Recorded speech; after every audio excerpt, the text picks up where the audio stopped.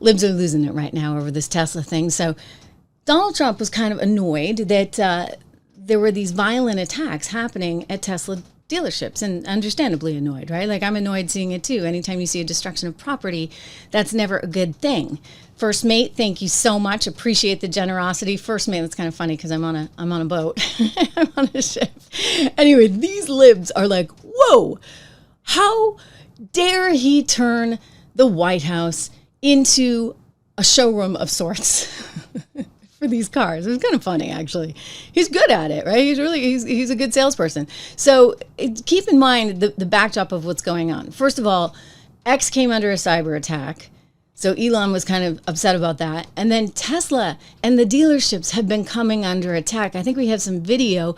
See, this is 44 wheels were stolen from Teslas in League City parking lot. This is from a local affiliate. So they've had these issues, and there's some violence that's being directed at Tesla dealerships and being directed at people driving Tesla cars. In fact, I know people in my sort of liberal neck of the woods that I live in New England that have gotten rid of Teslas and actually taken big hits. I mean, because they're not really thinking economically speaking. So they've taken hits on their Teslas just because they hate Donald Trump so much. So you get Tesla fully under attack, and Donald Trump's like, you know what, to heck with it. I'm going to show my support.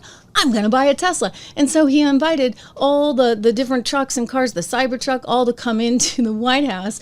And they had, gosh darn it, a full-on car show. That's pretty good. It's going to look beautiful. Okay?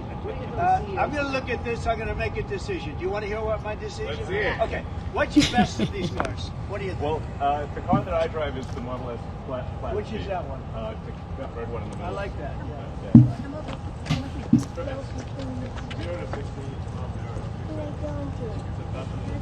Okay, so they're taking a look. They're doing the walk, right? The line. If you're listening on Apple Podcasts, we thank you for that. You can't see the video that we're looking at. But he's talking to Elon. He's taking a look at this. 50%, is that going to go into effect on Canada or not? The 50% tariffs? They're asking about tariffs. I'll let you know about it. Okay. I'll let you know. Let me go back to looking at my cars.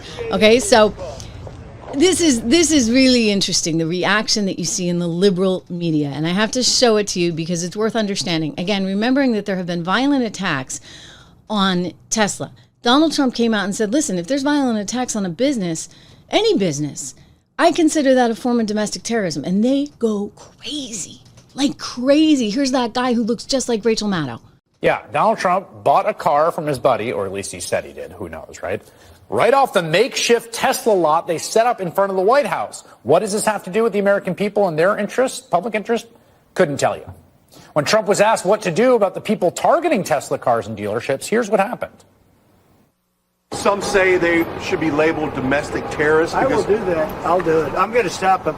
We catch anybody doing it because they're harming a great American company. You're either with the Tesla or you're with the terrorists. That's one way to try to stabilize an oligarch's business empire. Come on. I mean, really, they're resorting to that. And it's a talking point, by the way. It's totally a talking point because that wasn't the only show on MSNBC to do that. There's another one. I don't even know who these hosts are.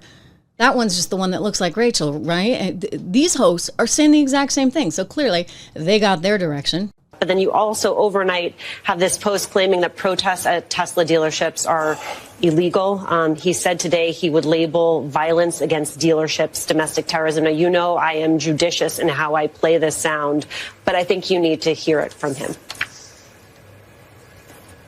Mr. President talks about some of the violence that's been going on around the country at dealerships. Some say they should be labeled domestic terrorists. I will do that. I'll do it. I'm going to stop them. We catch anybody doing it because they're harming a great American company. Let me tell you, you do it to Tesla and you do it to any company. So just to be clear, you protest a private company, you are labeled by this administration a domestic terrorist. So did you not hear the part about the violence, right? If there's violence against a company, then that is a form. It's not a protest. How did protests suddenly become violent and like that was okay? Kind of reminds me of summer of 2020, right? When, they were looting and they were burning things down and somehow those were just protests. Peaceful protests. Peaceful protests, my you-know-what, all right? MSNBC, get real. If there's suddenly torch in your building, If there's like graffiti all over your building there at Rockefeller Center, you're going to call that a peaceful protest? Don't you want somebody actually protecting you? No, that's violent, right? When you have violence in the picture, that becomes something totally different. But they just can't let this one go. I mean, on and on and on and on. You know, it's sort of weird how much they have grown to hate Elon Musk. And I'm looking at your comments, and it's true, you guys. You're right. Like, they used to love Elon, right? Like, Elon could do no wrong. Tesla was the greatest thing. And now all of a sudden they want to get rid of their Teslas. They hate the company. They want to boycott the company. They want to cancel the company. Well, those days are over, okay? And you know what? When you're talking about violent protests, they're violent protests. You can spin it however you want. I almost said lady that looks like Rachel. Man that looks like Rachel. And the other lady, I don't even know who she is.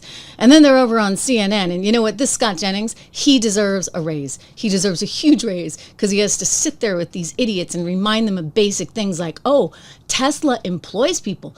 Tesla actually helps Americans. They see this as all some kind of oligarch move by Elon. Here we go. So you have plenty of time, and you claim you have plenty of time. The problem is that the Republican messaging right now continues to be workers, Americans, you're going to feel a little bit of pain. And Americans have been feeling pain. That's why Democrats lost the election. That's why Democrats lost everything. Trump promised that he would end up lowering costs, that he would have a better economy, that he would get us out of the war in Ukraine. He promised all of these things, and he hasn't done it. And instead, which I think was a terrible PR move, and Scott, I'm assuming you agree, because as a Republican strategist, you wouldn't have advised him to go in front of the White House and drive a Tesla. Wait, why? Because of course I would have. You know why? Because if I were advising a Republican president, I would say, let's support American companies that have thousands of American workers and thousands more workers who make indirect products for it. Yeah, I think it would be a good idea if American companies did well under my administration. Okay, so you're going to go ahead and support a billionaire, but not support the American worker, and not necessarily. Who do you think makes Teslas, Sochi? American workers. It's good if. But it's Tesla very much well, as American Jana met. God, they're such socialists. It's just hard to watch. It's really, really hard. It's like when I was in the newsroom back in San Francisco, this is like 20 some odd years ago, and Enron was going down, and they started cheering, literally cheering. And I'm like, guys, like Enron actually employs a lot of people. And Enron is actually a staple in most American 401ks, and they forget they have this total disconnect, right? Because they just hate business and they hate billionaires, unless, of course, they're their own. I mean, they love George Soros, right?